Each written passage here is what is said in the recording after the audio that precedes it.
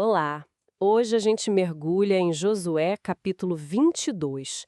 É um momento bem interessante, né? Logo depois da conquista de Canaã, quando tudo parecia resolvido. Sim, a terra dividida, missão cumprida. Exato. Aí Josué se despede das tribos de Ruben, Gade e da meia tribo de Manassés.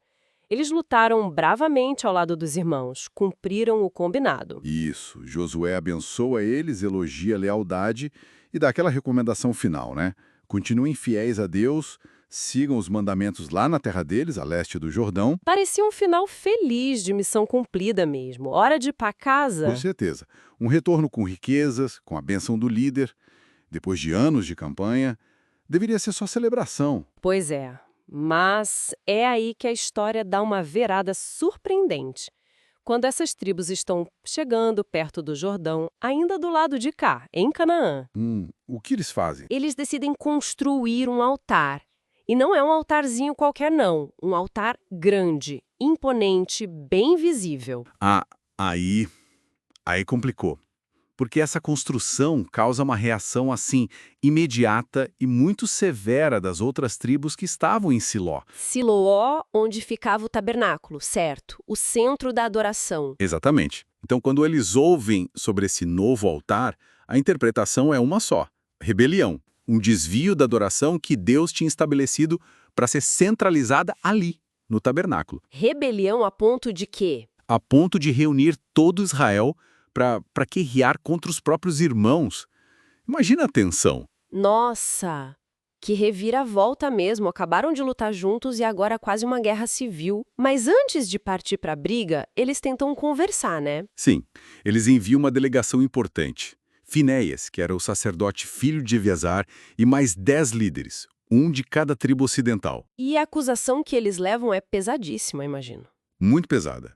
Acusam diretamente de rebelião contra Deus, de infidelidade, e eles trazem à tona pecados do passado, né? Lembram o caso de Peor, Ah, a idolatria que trouxe uma praga terrível. exato, e também o pecado de Acã, que pegou coisas proibidas lá em Jericó e causou a derrota de Israel em Ai. A ideia era, olha, um erro desses pode trazer desgraça para todos nós de novo. Que forte isso.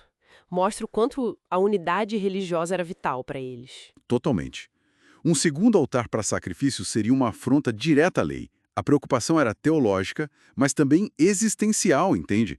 Tanto que eles chegam a oferecer: se a terra de vocês aí do outro lado é impura, venham para cá, dividam a nossa terra conosco, mas não se rebelem contra Deus. Pedir a própria terra até um cisma religioso. E como as tribos orientais reagiram a essa acusação tão grave? Eles negam veementemente, na frente de Deus e de toda a delegação de Israel. Afirmam com toda a força que o altar não foi feito para oferecer holocaustos ou qualquer tipo de sacrifício. Ah, bom, mas então, por quê? Qual a explicação para construir algo tão provocativo, digamos assim? A explicação deles é o ponto central de tudo isso. Foi o medo. Medo. Medo de quê? Medo do futuro. Medo de que, com o tempo, por causa da barreira física do Rio Jordão, os descendentes das tribos ocidentais olhassem para os descendentes deles e dissessem: vocês não têm parte com o Senhor. Vocês estão do outro lado do rio, não pertencem mais à comunidade de Israel. Ah, entendi. Eles temiam ser excluídos, esquecidos por causa da geografia? Exatamente. Então, o altar não era para competir com o tabernáculo. Era para ser um memorial, uma testemunha. Eles até dão um nome para ele. Ed, que significa testemunha. Uma testemunha física para sempre lembrar que eles também faziam parte do povo de Deus, adoravam o mesmo Senhor. Isso. Uma testemunha da conexão deles com Deus e com o resto de Israel, para garantir que as futuras gerações deles não fossem, digamos, deserdadas da fé comum. Puxa, faz muito sentido. Era uma tentativa talvez um pouco desajeitada na comunicação, mas uma tentativa de preservar a unidade, não de quebrá-la. Perfeito. Nasceu de uma ansiedade legítima sobre pertencimento e identidade religiosa a longo prazo. E como Finéias e os líderes reagiram a essa explicação? Eles acreditaram? Sim, a explicação acalmou os ânimos. Finéias e os outros líderes ficaram satisfeitos. Eles perceberam que não tinha havido infidelidade, que a intenção não era má. Reconheceram que Deus ainda estava presente entre eles, justamente porque não houve aquela rebelião que eles temiam. Que alívio! A guerra foi evitada por pouco. Por muito pouco. A comunicação clara, a disposição de ouvir a explicação, isso foi crucial para resolver um mal-entendido que poderia ter sido, assim, catastrófico. Eles voltam para Siló com boas notícias. E o altar permaneceu lá.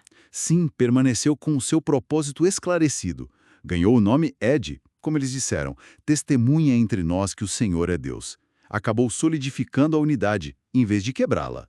Que história incrível sobre percepção, né? Como uma mesma ação pode ser vista como rebelião ou como um ato desesperado para manter a conexão, e a importância fundamental da comunicação clara. Sem dúvida. E nos leva a pensar, né? Como os símbolos podem ser interpretados de formas tão diferentes. E como o medo do futuro, medo de não pertencer, pode levar a gente a fazer coisas que os outros não entendem de cara. Verdade. Fica essa reflexão pra gente. Como garantir que nossas ações comuniquem o que a gente realmente quer dizer? Especialmente quando o assunto é manter unidade, mesmo quando parece que tem barreiras separando a gente. Exato. A importância de buscar entender a intenção por trás do ato antes de pular para conclusões. Um desafio constante, eu diria.